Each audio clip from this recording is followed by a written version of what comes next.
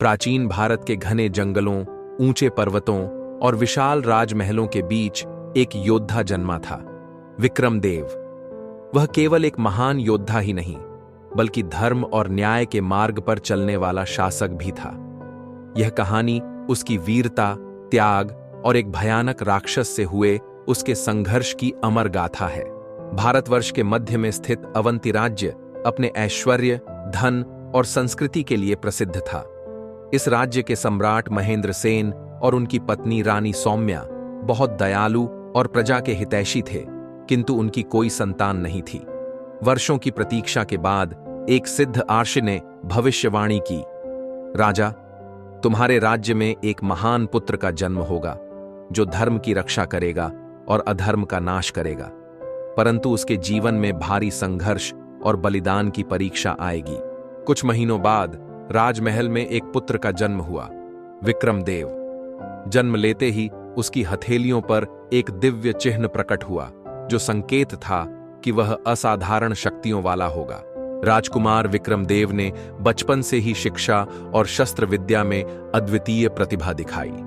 उसे महर्षि वशिष्ठ के गुरुकुल में भेजा गया, जहां उसने वेद, अस्त्र शस्त्र, राजनीति और युद्ध कला में निपुणता प्राप्त की। एक दिन जब वह जंगल में अभ्यास कर रहा था, उसने देखा कि एक विशाल अजगर एक साधु को निगलने ही वाला था।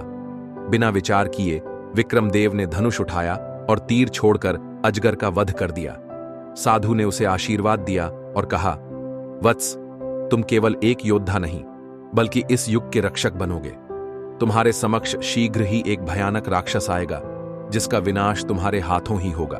दक्षिण दिशा में एक राक्षस था, असुरपति जलंधर, जो अपनी तंत्र मंत्र शक्तियों से राजाओं को पराजित कर राज्य हड़प रहा था। उसकी क्रूरता इतनी बढ़ गई कि संपूर्ण आर्यावर्त भयभीत हो गया।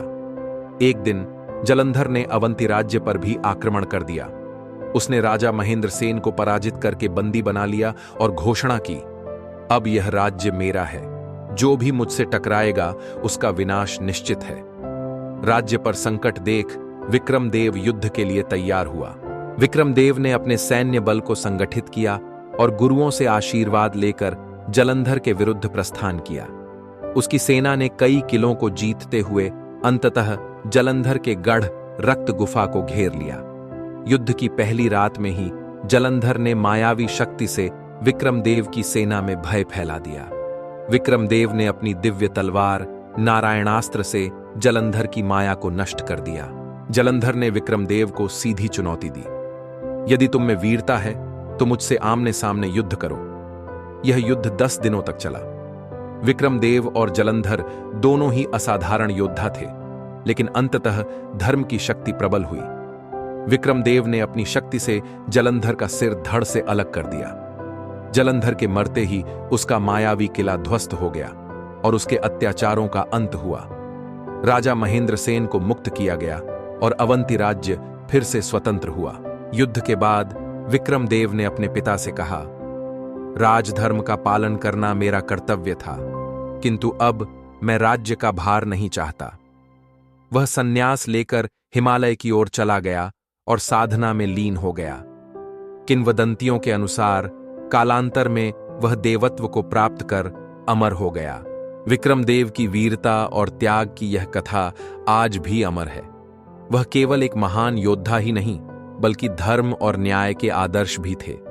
उनकी गाथाएं पीढ़ी दर पीढ़ी सुनाई जाती हैं और वे सदा अमर रहेंगे।